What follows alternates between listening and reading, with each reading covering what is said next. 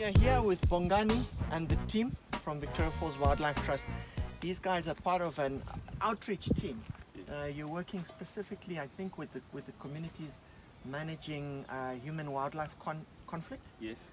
And the gentlemen are walking through the night.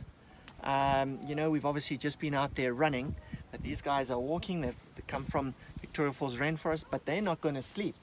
We're not going to sleep. Yeah, you're going to walk through the night all the way to Msunas, 140 kilometers. 140 kilometers, yes. This is my third year. Okay. I've been working with Leon Valley. Yes. He's been the main guy who started this work for the wild. Okay. So I've been joining him for the past 3 years. Right. So this is my third year.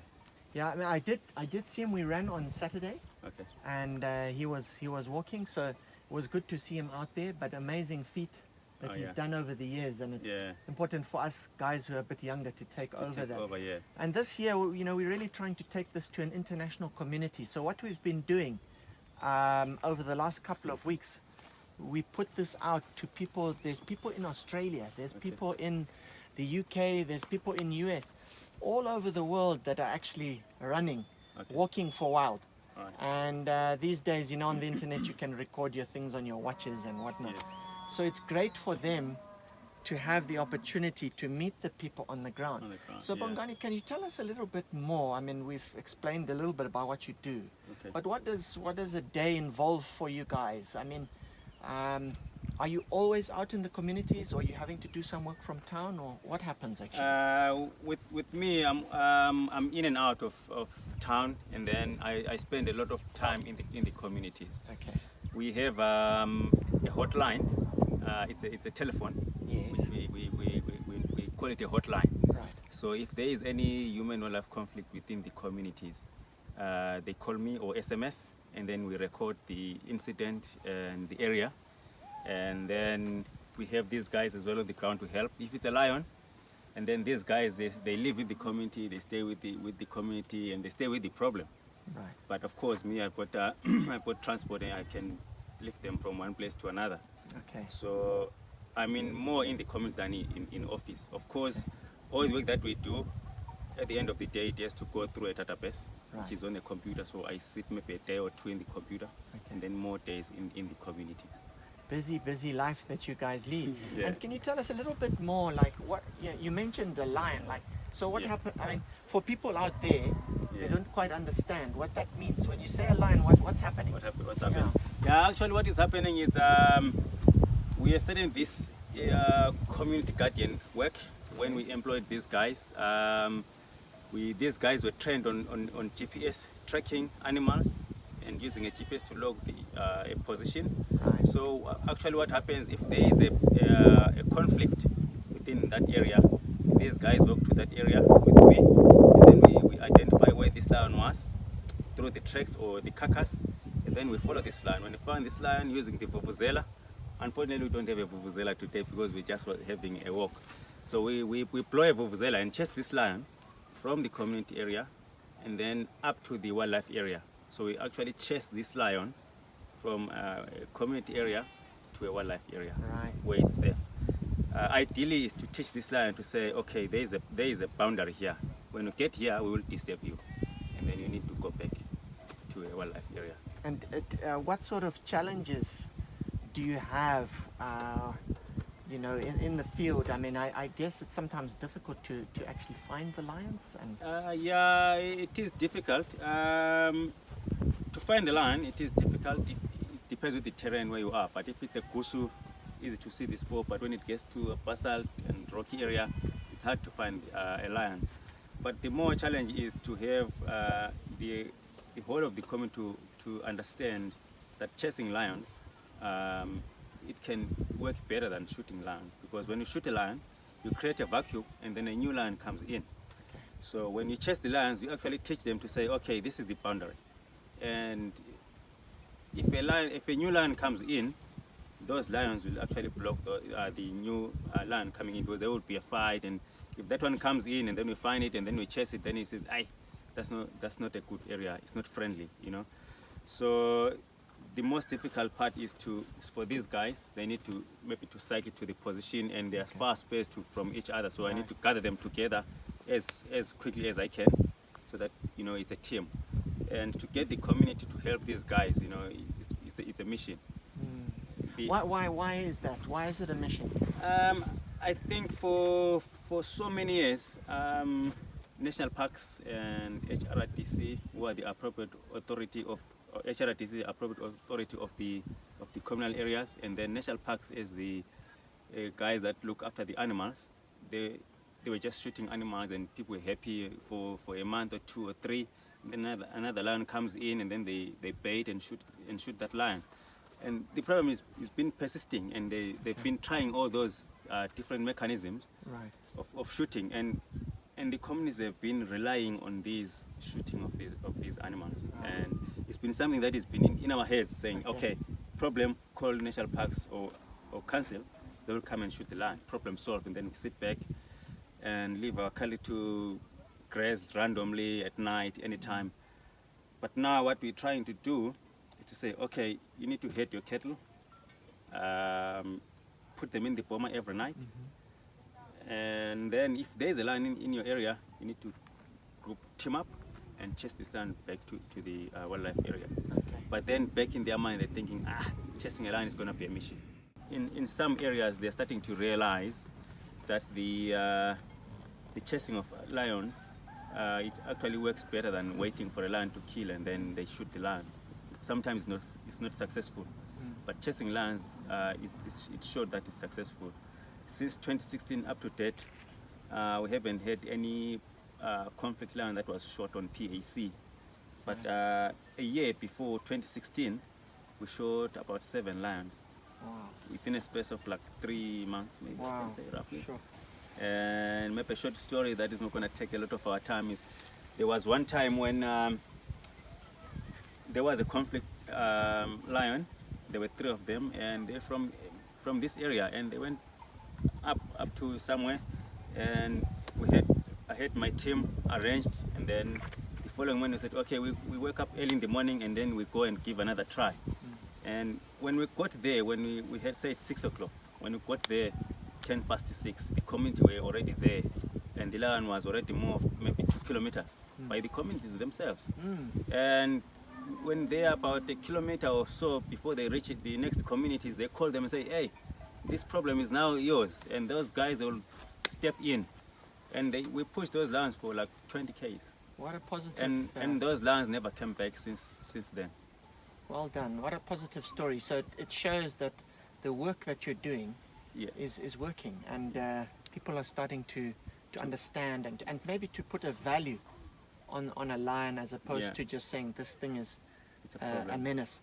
And we've spoken a lot about lions, but I'm assuming you've got more. I mean, elephants comes to mind. Elephants as well. Of course, hyena, and dealing with hyenas, we say, look, strong bombers. These guys every day, wherever they walk, they say strong bombers, put a cattle back in, and it reduced quickly predation in one area, and donkeys. Because with talking to people and strengthening the bombers, and there's been reduction up to 50%, I can say. And of course, elephants as well came into because these guys, they work lions, and then there's elephants. At the same time during the cropping season. And to start with, the first years we're just blowing vuvuzelas and people sleeping in the crop fields. When they see the elephants, they beat drums. But yet until last year, there's another organization called Connected Conservation. They gave us lessons about the chili, when you burn chilies and chili rags and chili strings. And we started burning chilies in some of these areas. And I tell you, last year we had, some people had successful harvest. Where they started burning chilies in early as January, when the elephants are coming close, and they moved as far as 5 kilometers away from their fields up until they finished harvesting. So they were happy with the chilies, and every day these guys, they supply chili bricks to different communities where they're having a big elephant conflict, and it works magic, and they're happy. And we have a field where chili is being processed commercially, And then there is some other chilies that they don't need to process, and that chili is dried, and then it's used for PAC. Right. Wow. So far, I can say we have reduced conflicts up to 50%, and we're looking forward at even reducing it even more. And how long have you been working with Victoria Falls Wildlife Trust? Started 2009. Okay. So it's a couple of years. I think it's nearly more than a couple. That's about 11 years. 11 years. 11 years now. Yeah. And what were you doing before that? Before these guys, actually, before we started working with the community, we did a baseline survey. Okay. Within the two chiefdoms, Chief Shana and Chief Mvutu. So we're surveying all these communities and finding out the problems that they have, when are they happening, and who is giving help, how, which animals are causing most problems in their area, and what do they want to see happening. And based on the information that they gave us and the ideas that we have trying to help the communities, together with the communities we say, okay, right, we think this can work better for a better way forward. Of course, some people will take time to understand what we're trying to do, and some people just grab and say, okay, this is working, and we start moving forward. So since then, I was collecting information on every carcass that was killed by a lion or an elephant or a hyena. Sometimes elephants do kill cattle, especially during the dry season, when there is a shortage of water.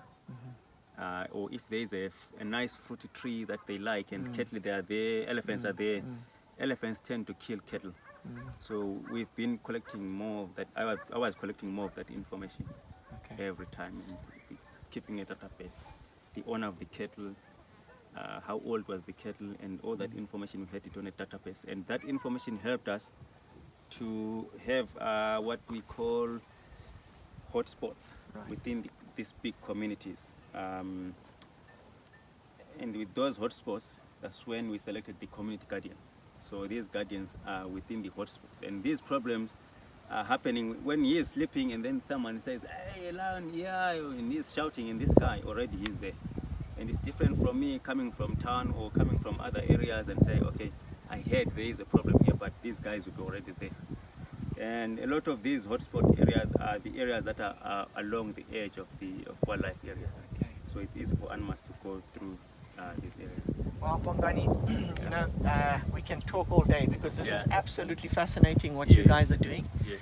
And but you've got a job to do now. Oh, you've got to walk 440 kilometers. We have to walk 440 kilometers. So we don't want to hold you back. Okay. But just one last thing. Community Guardians. How did you come up with the name Community Guardians? Who came up with that name? The community guardian work was started by Wangela Research here in Zimbabwe. But we copied this idea from Kenya. You know, Kenya, the Samburu guys, they chase the lions as well. Know that. So when we started community guardian work, we sat down and because when we said lion guardian, in Cholocho they call them lion guardians. Okay. You know what happens when you say it's the lion guardian? It's like my lion, you know. So it was like their lions. So people thought it's their lions. If they're causing problems, it's their lions. They should come and take their problem away from them. So we said, right, look, we need to come up with something that is going to accommodate the community as a whole. So these guys, they are now the guardians of the communities. You know, they're not only looking at the lion, but any community problems that the community can come up with. These guys, they are there as liaison officers to say, okay, there's a problem here. The borehole is not functioning very well. What can we do? Okay, I will go and find help, and whatever help is going to come up with. So it goes beyond human-wildlife conflict. It goes beyond, yes. There's a range of... There's a range of, yes. We have some other programs like we have a school program that we run every Friday. Unfortunately, this year we had this COVID outbreak. We couldn't bring in school kids to see some animals that we have as orphans. That you see, it's not the problem that they see all the time, but these animals can bring in tourism. Like we bring them into Vic Falls Wildlife Trust offices, and they see the orphans, and we teach them about the wildlife, and career guidance. You know, when they grow up, there are some other jobs that they can do rather than looking into poaching or carving. You know, they can look into some other jobs that are tourism based. Yeah. You know, so every Friday we're bringing 20 school children. There are 2 teachers and 1 community leader to see our orphan animals. Yeah. Right, Bongani. Thank you. We wish you guys all the best on your walk. Hope it goes well. Thank you. And Thank you so much. thank you very much for talking with us. Thank you. And yeah, I think let's head out. I'll walk with you for a little bit. Thank you. Okay. Thank you.